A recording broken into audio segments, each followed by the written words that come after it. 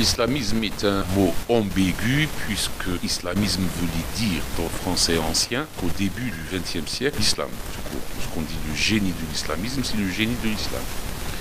Mais avec l'émergence d'un mouvement politique radical qui se basait sur la religion musulmane, on cherchait un mot, on a employé le mot intégrisme, et puis on a vu que le mot est trop chrétien, on a employé le mot fondamentalisme, et depuis la publication dans les années 90 d'un livre de Bruno Etienne, l'islamisme radical, le français a adopté ce mot pour désigner le courant politico-théologique qui prend, entre guillemets, l'islam comme un projet social et politique.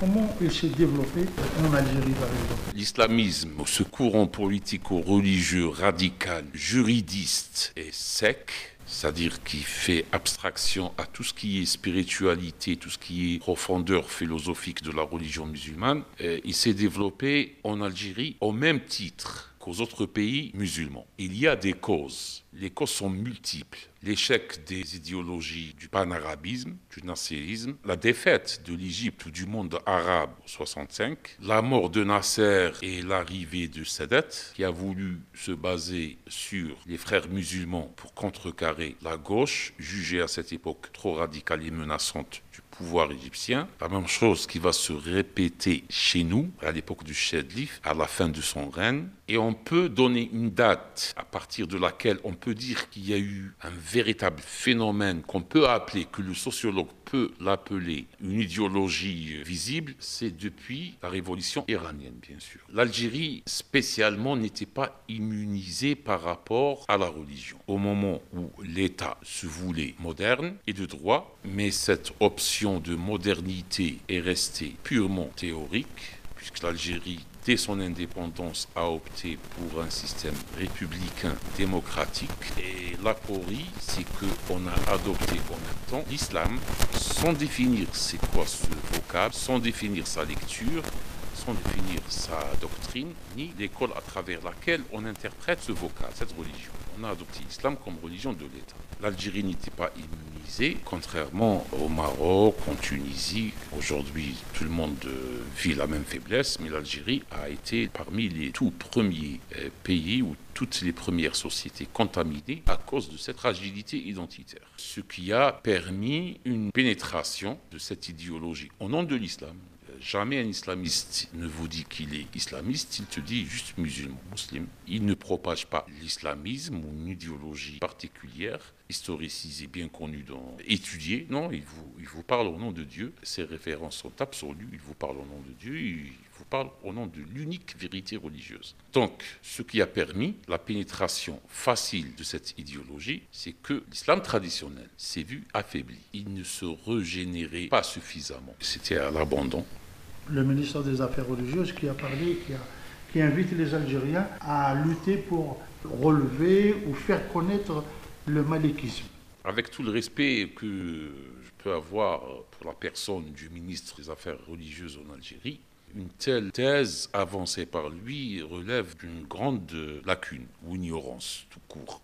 L'école malikite dont il parle, c'est une école parmi d'autres. Historiquement, elle est du terroir, mais c'est une école qui n'a pas été renouvelée depuis 8 siècles, et c'est une lecture propre à une société tribale, clanique, guerrière, une lecture juridique, voire juridiste, qui réglait les problèmes, qui cherchait l'intérêt de leur propre société. Le fait de la sacraliser alors qu'elle est historique, le fait de la rendre éternelle alors qu'elle est temporelle, le fait de la sortir de l'histoire, elle devient intemporelle, c'est une grave erreur. Le fiqh malikite, on le connaît, commence par diviser les eaux, les eaux pures et purifiantes, pour l'hygiène, pour les ablutions, mais on finit par diviser le monde en Dar l'islam et Dar al-Harb, demeure de la guerre et demeure de l'islam. On ne peut pas dire que le fiqh malikite est approprié aujourd'hui. Le fiqh malikite ne connaît pas le vote, il connaît le bay'a, le serment d'allégeance. Le fiqh malikite ne connaît pas un président élu, fonctionnaire du peuple, qui doit justifier son utilité tous les jours devant l'opinion publique avec son regard inquisiteur, ne connaît pas le fiqh malikite, ça. Le fiqh malikite, il connaît le grand imam ou le commandant des croyants. Et sa légitimité, est-ce qu'elle est par l'hérédité ou est-ce qu'elle est par al-bay'a ou est-ce qu'elle est par al-ghalaba, c'est-à-dire la force? Même par al-ghalaba, elle peut passer, cette légitimité. Tant qu'on ne voit pas kufran bawahan, tant qu'on n'a pas vu une mécréance manifeste. Le fiqh malikite voit la souveraineté comme un don de Dieu vers quelques élus. Ils n'ont pas, le fiqh malikite ne connaît pas la mutation de la souveraineté vers le citoyen, seule source de la légitimité, y compris politique. Le fiqh malikite ne connaît pas le contrat social. Le fiqh malikite ignore la séparation des pouvoirs. Donc, si on parle de fiqh malikite, ibadat, c'est uniquement dans les actes cultuels propres à l'adoration, peut-être, mais cela ne doit pas. Mais est-ce qu'on peut séparer on peut séparer? Il n'est pas séparé dans le fiqh. Dans le fiqh, quelle que soit l'école, malikite, hanafite, ja'farite, hadawite, etc.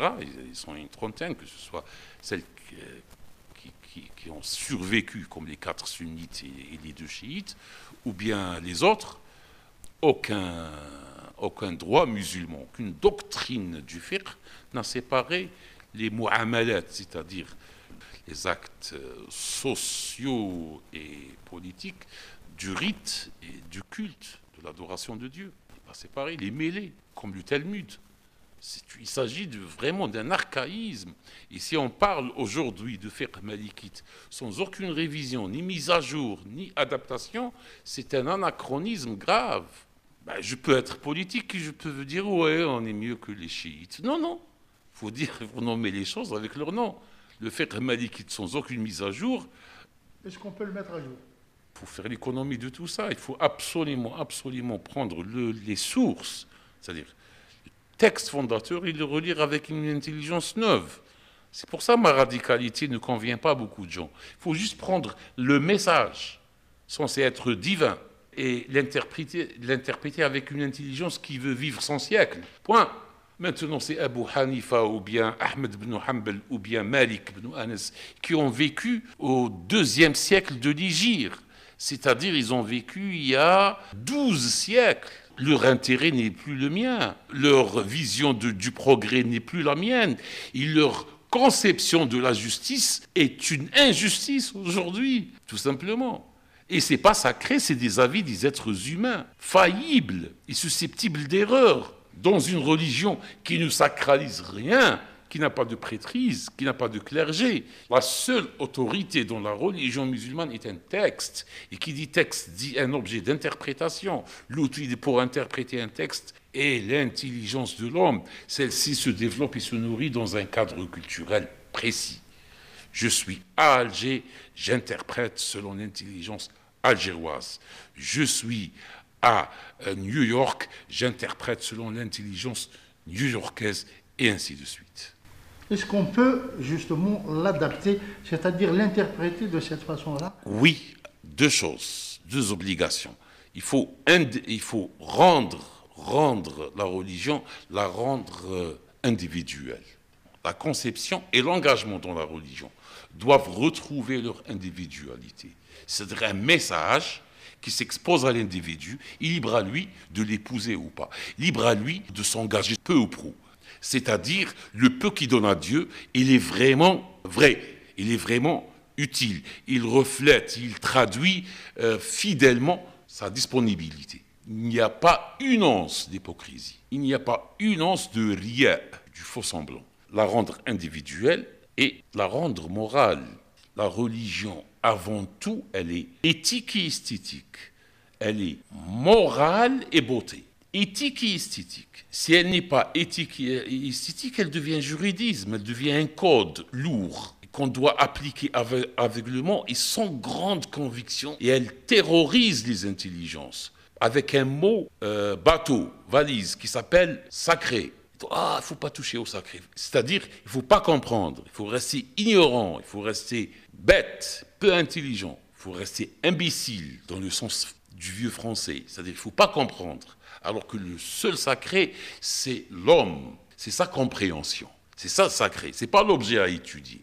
L'objet à étudier, c'est un moyen. Le sacré, c'est l'homme. C'est la religion qui sert l'homme toute sa vie, et non pas l'homme qui sert sa religion toute sa vie. Si on revient vers cette simplicité, cette logique primaire du bédouin et de Jbeili, oui, la religion devient morale et individuelle.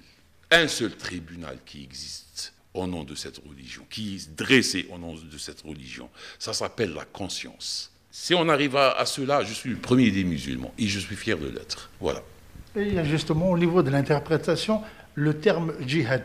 On lui donne énormément d'interprétations. Certains disent que le djihad c'est dans la vie, d'autres aussi de faire la guerre. C'est quoi le mot djihad? Le Coran avait le choix entre utiliser le mot djihad ou bien qital. Il a utilisé les deux. Qital, fi'l musharaka, c'est qatala, réciprocité. Musharaka, réciprocité.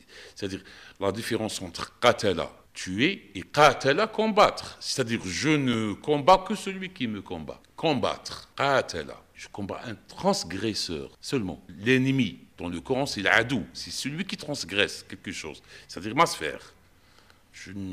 Ya ayyuhalladhina amanu وقاتلوا في سبيل الله الذين يقاتلونكم ولا تعتدوا إن الله يحب المعتدين. Je traduis ce verset par combattez dans la voie de Dieu ceux qui vous combattent seulement et ne transgressez point, c'est-à-dire ne soyez pas ceux qui commencent. Et vous avez un autre verset, فَإِنْ جَنَحُوا لِلسِّلْمِ فَاجْنَحْ لَهَا. Et lorsqu'ils disent paix, dites paix à tout moment.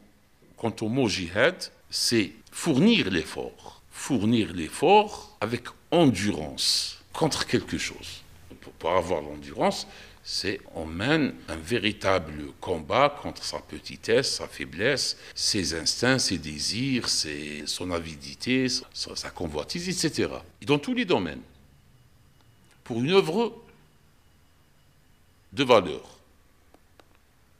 Humainement valorisé et valorisant. Pas qui m'a dit pourquoi on ne doit pas mener le djihad aujourd'hui. Oui, menez-le, combattez, s'il vous plaît, combattez l'injustice, combattez le despotisme, combattez pour que l'homme soit libre, soit complètement libre. N'adorer que Dieu, ça veut dire être complètement affranchi. Par ailleurs, convoiter que Dieu, c'est-à-dire être digne et complètement détaché devant toute tentation, quelle que soit son attirance. Oui, combattez pour ça, par les moyens les plus convaincants. Qui empêche aujourd'hui un musulman d'aller à Washington ouvrir une maison d'édition? Qui empêche un musulman d'aller à Londres et publier un journal? Personne. Le djihad restera toujours valable, mais à condition qu'il soit adapté à non, on ne va pas agresser les gens. Celui qui agresse les gens au nom de sa religion, c'est qu'il est en train d'agresser sa propre religion sans le savoir. Il est en train d'agresser son propre idéal sans le savoir. Il n'a pas compris son idéal, il l'a déformé. Il est en train de commettre des crimes au nom d'une religion qui combat le crime, tout simplement. Donc si vous voulez, c'est une œuvre à la fois civique, pédagogique et profondément spirituelle.